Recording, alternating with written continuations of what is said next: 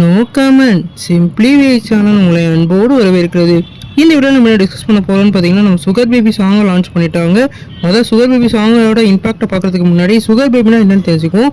Sugar பேபினா old man கூட affair வச்சுட்டு அவங்களோட எக்கனாமிக்காக அவங்க வந்து ரிலேஷன்ஷிப்பில் இருக்கிறது தான் சுகர் பேபி. இதுக்கேற்ற மாதிரியே இந்த சிங்கிள்லேயும் வந்து அவங்க வந்து கமலஹாசனையும் மென்ஷன் பண்ணி பாடுற மாதிரி தெரியுது.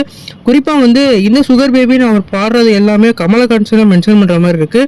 இந்த சிங்கிளில் அவங்கள பார்க்க வந்து ரொம்பவே நல்லாவும் க்யூட்டாகவும் இருக்கிற மாதிரி தெரியுது.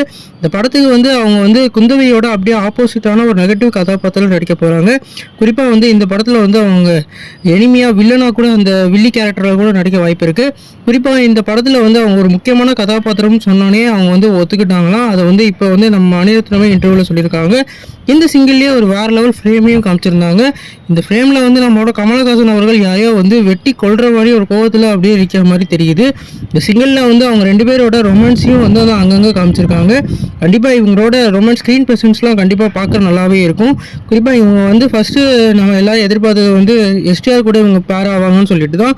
ஆனால் இந்த படத்தோட ட்ரெய்லர் பார்த்ததுக்கடுத்து இவங்க ரெண்டு பேரும் தான் பேரண்ட் தெரியுது. நீ இந்த சிங்கிள் கேட்டிங்களா, இதை பற்றி என்னென்னு கமெண்ட் பண்ணுங்கள்.